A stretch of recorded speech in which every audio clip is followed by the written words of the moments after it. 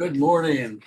Good morning. Today is August 25th, 2024, and our topic today is hope. Hope is the celebration of possibility. So in our teaching, we don't use the word hope a lot because when we do affirmative prayer, we like to know, not hope. We know something, and that is a full affirmation of knowing that the power of the spoken word and in prayer brings about results. So we don't use the word hope because it indicates a little bit of doubt. Well, it does in that context. But In we're that gonna, we're going to context. be talking about hope. Werner Erhard, who I love what he said. He said, "Hope is what you have when you don't have a plan." And Werner Erhard is the one who started the S Right. program. And so I've always thought about that. But we're talking about the kind of hope that is the kind of optimism, the sense, the feeling more than I'm going to have hope so that I don't have to worry. But hope is an emotional state that we live in, or we try to be in, that allows us to embrace the possibility. When we don't have hope, we often embrace fear. Right. It's just the anticipation of good coming. I sure hope it works, meaning that I'm really scared that it might not work, as opposed to I have hope that I have the integrity, that I have the skills, I have the knowledge, I have the support, I have all that is necessary for this thing to work, even though I may not know how. Hope implies that I don't have to understand the mechanism to make a thing happen. It just means that I understand that it is possible. And so, we always try to avoid politics with our talks. Yes. Because half of the people in the United States are thinking one way, and half of the people are thinking another way. You mean half the people? And that includes our congregation. You mean half the people have it wrong? So we usually avoid it, but we can't avoid it this week because we attended on television the Democratic National Convention, and it was so joyous. At 4 days of joyous talks and audiences, and it really showed us what's been missing in our lives and on our television news and everything. And I hadn't realized the extent to which the last 4 years, how much of our news has been about the other party's representation and all of his conflicts and cruel and insensitive words. And so you don't realize that, but little by little by little, that is diminishing your own optimism and hope, especially when we had little hope that we might win this election. But it was really wonderful and uplifting, and realize the powerfulness of hope. Right. I think whenever we are hit with a kind of nastiness or sarcasm or hurtfulness, even though it's not directed at us, it has an energy. It creates a field. And whenever we start that kind of a conversation, even in our own heads, we make another person wrong and then look for all the ways to insult or to embarrass or to make them wrong, we are participating in the lack of recognition of our own innate power, our own innate capacity to be positive. And so interestingly, I'm from Louisiana. I grew up Republican. I grew up conservative. All of my extended family in Louisiana and Texas is conservative and Republican. And I had a wonderful opportunity a couple of weeks to be visited by two of them. They came here for just a little weekend's vacation.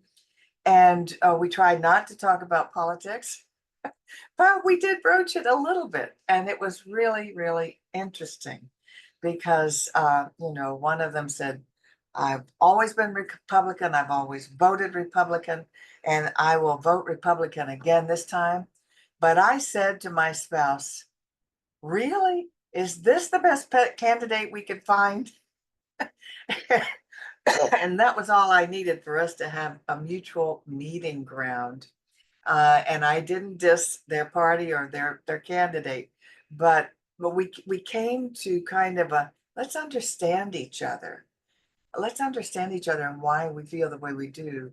And we spoke about how we know that they all watch Fox News. I call it Fox Opinions, but they call it Fox News, and we don't. And we watch mainstream news, and they don't. And we agreed that both of them are slanted to be pro one party and against the other. And we agreed that we're not getting the same information. And so I said, we'll never end this divide until we start all getting the same information. But we watched a series last night. Who would have thunk it? Who'd have thunk we would have gotten what we got out of it? It was a series about the true life of Wyatt Earp and It turns out not to be Hugh O'Brien, which surprised me. and Doc Holliday. Yeah. It wasn't the special we had in the 70s or the series we had in the 60s and 70s, but it really explained to us. I thought the difference in the two parties were the city folks versus more country and rural folks, people on farms, people on ranches. I really thought that was the difference, but I realized the difference goes all the way back to the start of our country and the Civil War. A lot of it was the North against the South.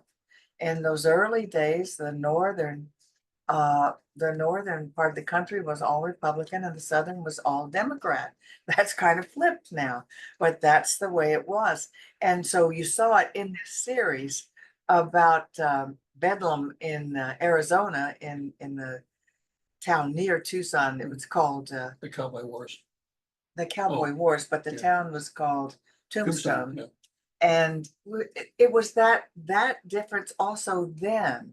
As I say, the parties were reversed, but it really went back to the Civil War. And so that's a long divide. And but it ended in 1865, I think, the Civil War. But the resentments have not gone away. So what we really need is to understand one another, and both of us have hope. So I want to read a quote, and it says, in politics and empathy are not so strange bedfellows. And this is, I believe, by Jamil Zaki, a professor of psychology at Stanford. And this is what he says. With the conclusion of the Republican National Convention and the Democratic National Conventions, the lines have been drawn for presidential campaign sprints, as Election Day is just 72 days away today. Interestingly, a quality recognized by some as vital in this political season is empathy. Empathy, understanding and kind of feeling what someone else feels. Trying to understand people we disagree with can not only help us understand others' views, researchers say that it can actually help clarify our own views. People sometimes have wrong ideas about what other people think, which is why gaining a more accurate perspective on who is surrounding us can make us more hopeful about how we build a better future together. So, and the urge is to talk to people that you think may disagree with you.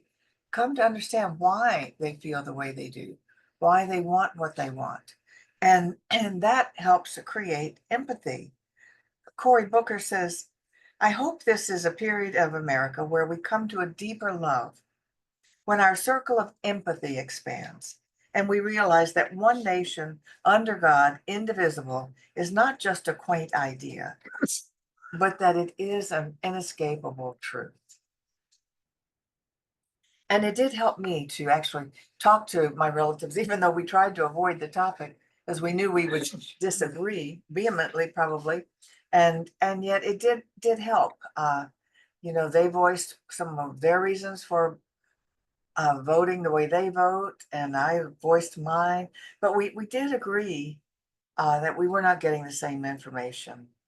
But that's true in so many more areas than politics, and I want to bring it out to, or expand it out to the rest of our world. It's just as true with spirituality. I can remember Yes. being told at one point by one particular minister that the church that I was going to would be a certain path to hell. And that there was just no way. And I thought, that's interesting because we're both working from the same book. How could that possibly be true? And we've had that divide in a lot of areas, and very often that divide again is undone by our willingness to look a little deeper. I remember at one point when a Catholic friend of mine came to a Protestant church, and he was told by the priest that he could go to it, but he had to say the rosary the entire time he was in the church, and he didn't. And he said, I don't think I want to be a Protestant, but I think I understand now that it's not so different from being Catholic. And he didn't tell the priest. But what was interesting was there's actually an intention to divide in order to be able to maintain the numbers very often to support the thinking that one wants to have. And so there's another agenda very often. The other piece of that is that we like to have things figured out because when they're figured out, we feel safe. And we don't like the sense of discomfort that comes from maybe I don't have it right. Maybe there's more information. What if these things that I have held true to be true for so many years turn out to be false? Let's just not talk about it. I don't want to deal with it. Well, and certainly I found that in my life, things that I absolutely believed until I was 18, came to the age of wisdom or reason. Reasoning. And then suddenly a lot of what I believed just flew out the window. And I realized that had been fed to a child, a non-adult. And now that I'm adult, I think like an adult. So we have to ask ourselves, am I seeking truth or am I seeking comfort? And I think very often we're seeking the comfort of mutual people that believe the same thing we do, of mutual agreement. And I think very often what we discover in this space of questions and challenges and uncertainty is the possibility of more. The hope I have today, because that's what our talk is about, it's not about politics, even though we've talked about politics. The hope I have is that we could be more hopeful, emotionally available, with more compassion to explore what it is we know and what it is other people know, and what it is we have in common, and how it is we even came to where we are. And in every area that would expand our spiritual growth. I can actually remember, this goes back a few years, and when I was living in a rural area, and it doesn't necessarily have to do with rural areas, but that's when I discovered it, that we had families who believed that if you drove a Ford, you were better than if you drove a Chevy. And we had families that believed I'm a Chevy family. It's like, excuse me?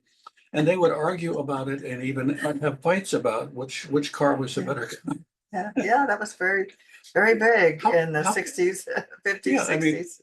in other words, what I did is the only way it could be done. And if there's another way it could be done, what if I did it wrong? What if Mine's better than Yeah, yours. exactly. And they're bigger, more powerful. And oh my God. But we have been doing that. And I think what's really important and where I want to move into, so much of what we do is not hope or faith or joy based, it's fear based. Yeah. And I talked about that some time ago. I talked about it with Judith. I would get up in the morning and I would say, okay, I got to go to work. And what's got to go? Well, if I don't go to work, they'll fire me. I won't have a job. So you're being propelled to go to work because I gotta. And I gotta is not a choice anymore. It's something that you're doing fear based. And so I changed that word. I said, I get to go to work. And what I noticed is it felt different when I said I get to go to work. And I also noticed that when I got to work, it was a different work. And that it's a privilege rather than something that I'm doing so that something bad doesn't happen. And I would ask us all this week to really look at how many conversations do I have in my head or even out loud that are actually fear-based? How many things do I do in order to avoid something bad rather than to enjoy something good? How much do I celebrate the good things I've done? Or, well, I got that done. Thank God for that. I mean, that was hanging over my head. If that was hanging over your head and you got it done, the relief you're feeling is the relief of the fear that you were having about the thing that had to get done. And so if we can change that in any area of our life, and Judith does it, I do it, we all do it. And I think that's one of the reasons I wanted to bring it up, because if we're spiritual beings having a physical experience, it's not going to be the same spiritual experience that we could have if everything is I got it rather than I get to.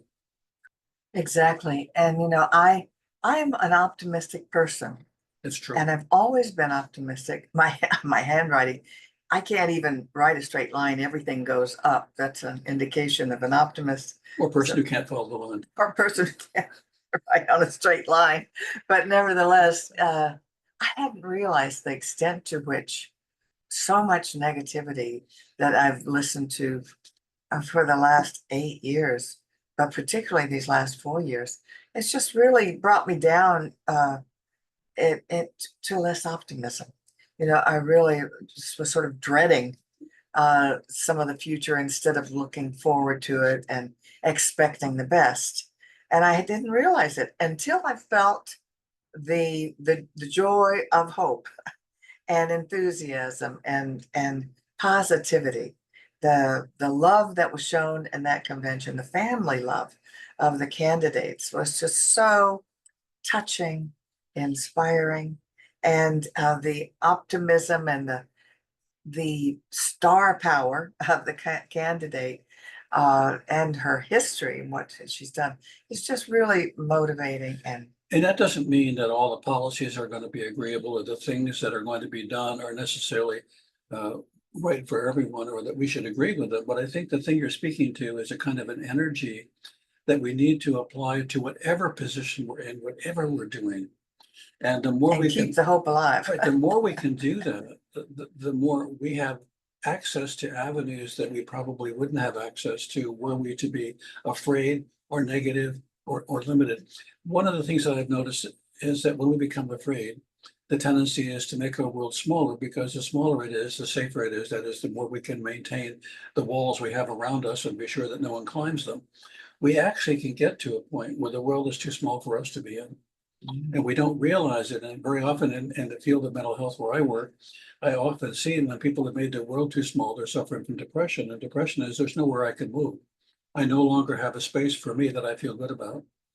And so what we need to be doing is having the hope, the emotional trust that our world could be bigger and we could live in it, that we can live in it, that it is possible to create a world in which we actually can live together. When we believe we live in a world in which we can't live together, what are we saying about how it's going to be for us each morning when we wake up? When you wake up every morning and say, okay, good morning, I can't. Think about it as opposed to, yes, I can. Oh, why are you so optimistic? Well, because can't really seems to cancel out a whole lot of good. Yeah, so is it okay to have hope? Yeah, can we celebrate the possibility of good things happening in our future and in our present, and eliminate the dread? Our emotions follow our thoughts. Yes. But our thoughts are also our expectations. So let's expect the best.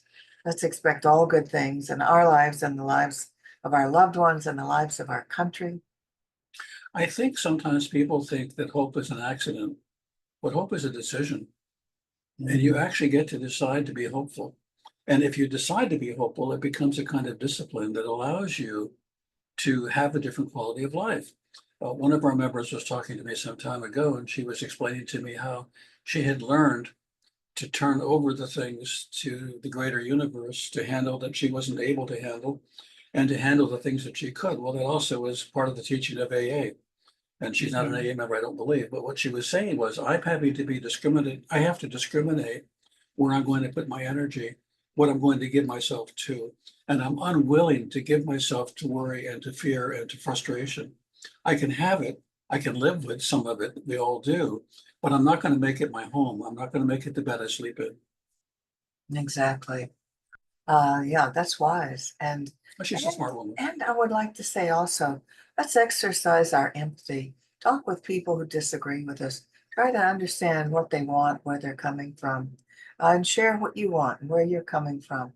Because we won't bridge a divide until we communicate with each other and why we think the way we do, why we feel the way we do. Because there are good points on each side, and we need to respect each other while we do that, and not denigrate all the people on the other side, or talk about violence, uh, which I don't see on our side, but I do see a lot on the other side, potential violence if they don't get their way, and that's absurd. That's absurd. That's not what the Well, United States is all and it about. really is not people wanting to be violent. It's people that are so afraid that they actually believe that there's no other way to have things work. They're that scared. I don't care what, I know it's fear. I have no, I don't care what political belief you have, but when you get really scared, you do things that are reactive rather than proactive. You don't discuss things, you simply take whatever course of action you believe is going to save your life. We have to stop acting as if every single thing that we do is going to be a lifesaver or is going to end us. We have to realize, have the hope that we have been here long enough to have the skills and to be able to rally the resources that we need just to continue, not necessarily in our own way, but to continue, that life will go on. Well, we've talked a lot now today about hope, but more than that, and for those of you And that, empathy. and for empathy, others. right, and we've used the political arena as a place for discussion. Obviously, we have a position in terms of what we believe, and we're also available to change that. And we all need to be able to update it, and not as soon as somebody talks about something, not get ready for a battle. And so I appreciate the people we have in our audience today, that I know, because I know most of the people that are going to be listening today and watching, that they share that need for empathy and love and compassion. Absolutely. And so while we're talking about that, let's, whoops, I didn't mean to share that. So now you know we actually have things that we do. Yeah, there we go. This is what I wanted you to see. Yeah. If you want to know our calendar, that's good. This, Yeah. no, it's not a calendar, but anyway, this is our opportunity to support this ministry, this teaching. And we do teach the science of manifestation. So we want to manifest goodwill, understanding, empathy, hope, compassion, compassion. And and if financial you'd like to abundance. support our weekly talks that we put on Facebook and YouTube, we encourage you to support us. This is our website, cslpalmbeaches.org. You go there and click on ways to donate, and it will show you ways that you can support us financially. So I'd like us to read together this affirmation of our prosperity, because as you give, you do receive.